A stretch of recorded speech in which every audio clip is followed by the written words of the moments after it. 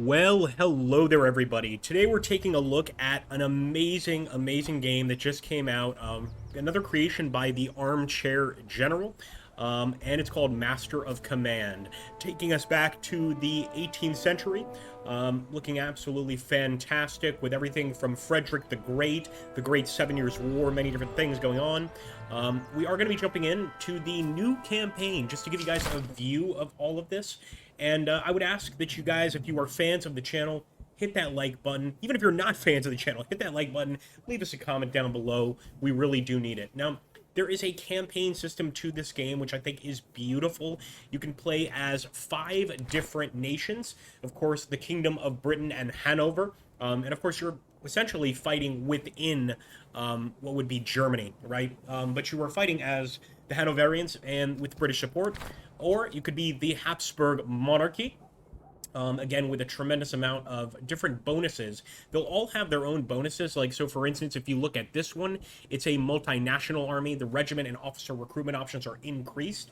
It can be tough sometimes finding actual, officers. The Kingdom of Prussia has the Junker aristocracy, but it also has the Cantonist levies. And this is a really fascinating system where essentially, like, each city-state or each town or village will have sort of a reserve amount of units, and of course they will be sent to a battle if the empire is at war, the kingdom is at war, but otherwise they'll be guarding the home front.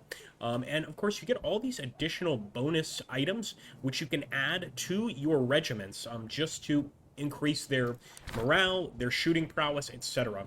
Of course, you got the Russian Empire, the Hungry Bear, and you can be damn good at pillaging if you decide to go down this route. And pillaging is a thing in this game. And of course, you can be the Kingdom of France with the Grand Levy, absolutely huge armies, as well as really nice cavalry. But I think to keep things pretty simple, we're just going to go with the Kingdom of Prussia, so you guys get an idea of what the game is like. And if you missed it there is a hardcore mode. So that hardcore mode allows you to, of course, really take a chance on yourself. Now, there's 3 different options for how we want to begin the conflict. They'll be different every time, so they're always randomized, which I really like. We could either deal with the Hanoverians, suppress the Saxons, or occupy the Rhineland. I think I'm going to go for invading Hanover. Let's shut down the small empire here, or really more of a not a city-state, but a damn small area, a small country here. And your story will be told depending on the selections you take. So had we gone for a different army, it wouldn't say Act 1 Hanover. It would, say Act 1 Austria or whatever. So this is the very start. And over here, you can see we've got different units to begin with. Prussian musketeers, some Cantonist recruits. And these recruits, they're pretty low tier, low maintenance when you start off. They can't offer much, but if you look over here, there is an incredible upgrade system which allows you to go down any number of different paths, and of course each army is going to have their own separate upgrade system, so you really want to focus on that if you can. Additionally, we don't have very good muskets. These are worn muskets, and we don't have very good bayonets. We can get them given some time, but right now what we should do is just try and increase the ability of our units. Give them a few different sort of perks here. We'll increase the accuracy, for instance, of our Prussian musketeers, but we are lowering their stamina. And for these Cantonists, let's go ahead and give them the military treatise of Frederick II. And let's also... so this will actually give us a veterancy gain, and I'm going to give it to our cavalry. Now, over here, guys, if you see purchasing a new brigade, for 300 gold, we can actually purchase a new brigade, but then we have to get a general to staff it. We can also, once we lose men, we can use this area to go ahead and recruit additional men. But for now, we're going to the campaign map, and we can see war is upon us. A nearby depot lies ahead, lightly defended, and may serve as a starting point to begin your campaign. And that's where we're going to start taking a look here at the game itself. The supply cache is right there, and it's lightly guarded. But to be able to take their coin, we are going to have to fight them. And that's exactly what I intend to do. So we've got about 2,000, and it's going to be known as the Battle of Lauenburg. And you can see these are British that we're going to be fighting. So let's see how it goes, folks. All right, guys. So you're gonna have this deployment screen, and of course you can move things around as you wish. We just went ahead and jumped into the battle. Something I absolutely love. The cover system in the game is fantastic. So we want to try to make it into that town as quickly as possible. Get into a good position and prepare to defend. Now, we can, of course, force the guys to rush. We can change our formations at will, and we can also, as we're going to do here very soon, we can increase the speed of the battle. So, a lot of options. A whole lot of options. And if you zoom in, just look at that. Look how beautiful those uniforms are. I just love this when a battle, or when a game looks like this. It kind of reminds me of Ultimate General. To me, it's just the most pleasing aesthetic. What can I say? So we want to get into a well-defended position, and it looks like the Highland Foot may get there first, which is going to cause us a problem. Nonetheless, we'll do what we can. Also, there's a high ground area here. You guys see that? That's also a really good position to shoot from, and we actually see the elevation bonus. We also get the morale and the spirit of the unit. Obviously, none of them have come into contact yet, so everybody's feeling pretty good. But I do want our guys, our counter-initiative recruits, to speed up a bit. Same goes for the rest of our men. Now, that is at the expense of their stamina, so keep that in mind anytime you're speeding up. So the cover over here by the... Looks like the cover by the fence wouldn't be awful, but I feel like this would be an even better position. You can see the British are moving back. Really smart, by the way. And there we go. They've opened up, and look at how realistic that fusillade is from the muskets, man. That is just beautifully done. I love that. Here we go. We're going to return fire.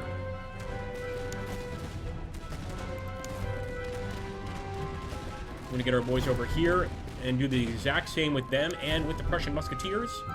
Luckily, the enemy did not take the hill. That's to our advantage. So I'm going to get a bit closer, and we will start opening up with them. Now, every time your guys win a battle, they are going to unlock some additional points. They're going to learn from this, you know. They might lose some friends, but they will learn from the experience. Here we go. Start opening up here with Prussian musketeers. And our cover is fine. 29. Look at that. We're hitting those red coats. Look at them drop, man. You know I love it when we see bodies on the ground in these games, and you get plenty here.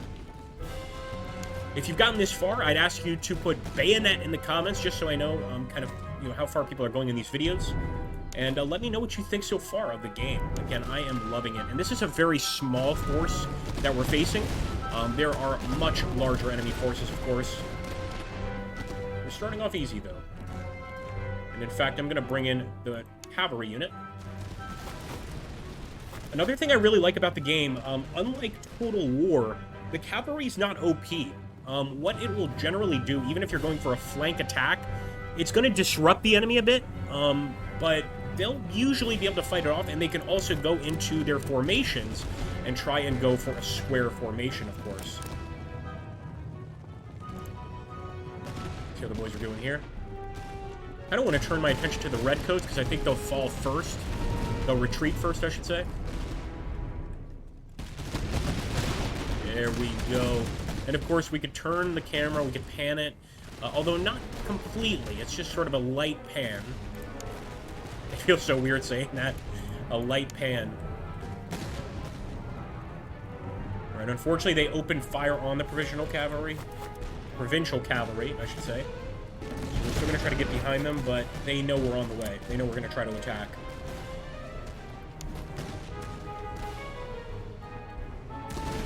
There we go, getting some good hits, and you can see up top also a bit of a battle indicator. Much like Total War, we probably want to go ahead and have our general. You see he's got that aura. We want to get that aura around the men. Make sure that they know that their general is with them.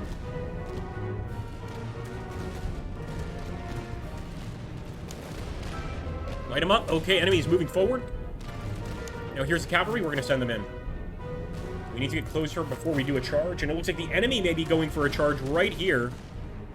They are Highlanders, so they're actually really good in close combat. Yeah, they're going for it. We're going to have to charge too.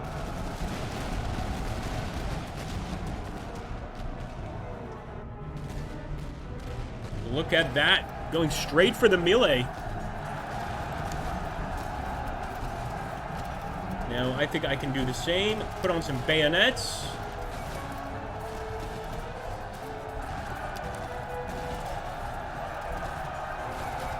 Get them, boys. I think they're using their better judgment not to rush into this, and we got cavalry going forward. In that case, let's focus our fire over here and let the cavalry deal with it. Here we go. God, look at that. Those Highlanders are tough, though. But look at those numbers, man. Oh, they have shattered us. Unbelievable. Moving back with Friedrich. But that is a hell of a shatter. And again, we're going in with those bayonets. At least the Prussian supply train is still going strong. I'm going to charge with Friedrich himself.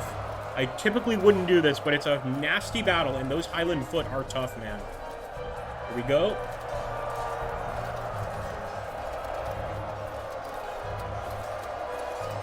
Fight to the death, men!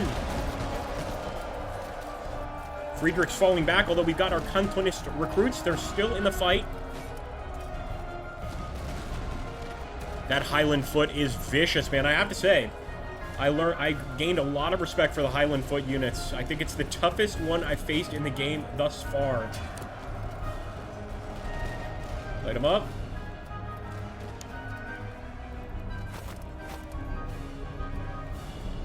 Now let's see how the Musketeers... The Musketeers are doing just fine against the recruits.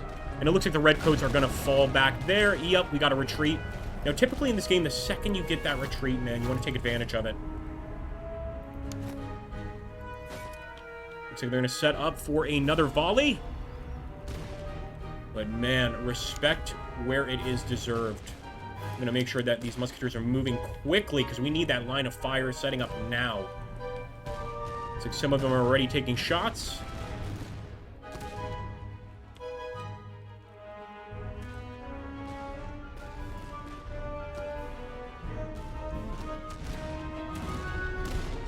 Look at that, man. So many bodies all around where the Highland foot attacked.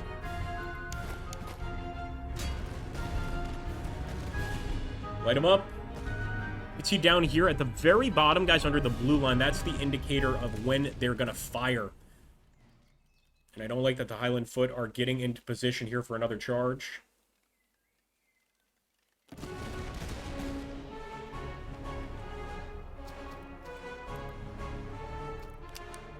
Like, just to be safe, I'm going to send the general over here. There we go. Looks like the Highland foot are finally starting to break, starting to falter a little bit.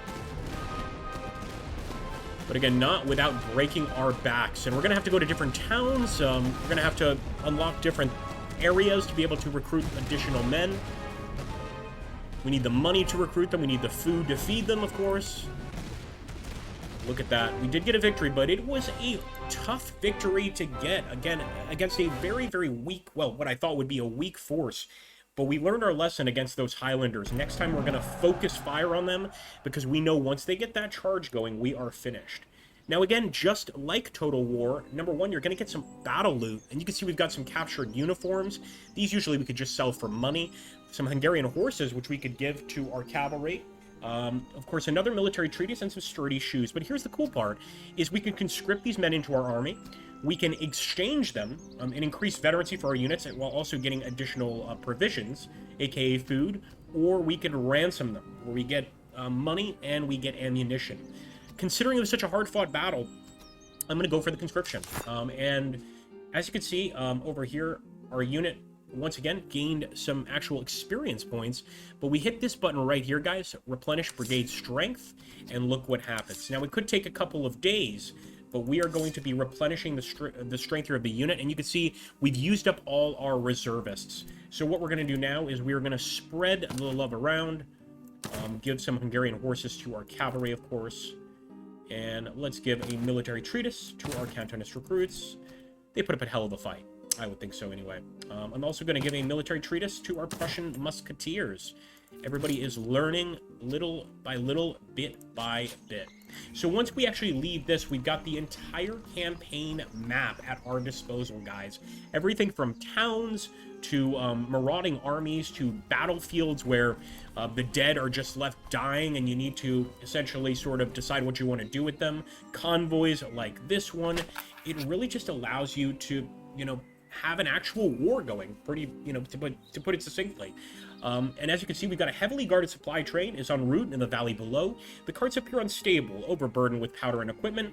A direct assault could yield valuable stores, but one stray shot could see the entire train lost in a fiery blast. So we could either capture this, in which case we have to face another small field army, we could set it ablaze, or we could leave. But here's the thing, once the enemy HQ is fully stocked, and this is a very important part of this game, what happens is you get a massive enemy army attacking you. Does that make sense? So before that occurs, you want to make sure to have as many men as possible. As you can see, just entering this town, we got 350 reservists that want to fight for the Prussian cause.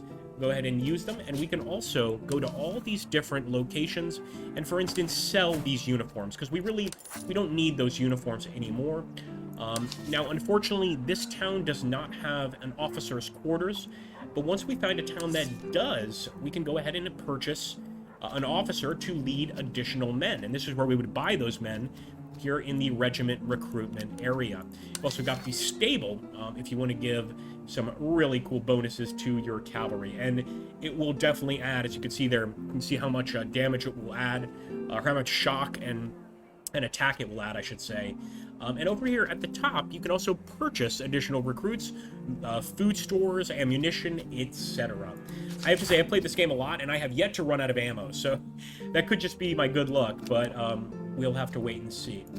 Anyway, guys, that is the game in a nutshell. I actually wish I could have made the video a little shorter, because I didn't expect it to take so long to explain everything, but there's a lot more to explain. For instance, we've even got an outpost here, and if you guys would like to see me do an actual campaign, I would love to. So please give me that support on this video, like it, comment, subscribe, do all those great things, and I will absolutely do a campaign here. As you can see, we've got friendlies under siege, and we can actually wait to assist them, or we can return and lead them, or just march to face the enemy at once. And because we did that, look at that, we got a reward, a Prussian battalion artillery.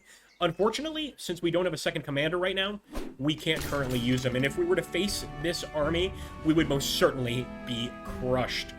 Thankfully, you can always retreat, and trust me, in this game, you're going to be doing a lot of retreating. Thanks so much, guys. Take care. I'll catch you on the next one.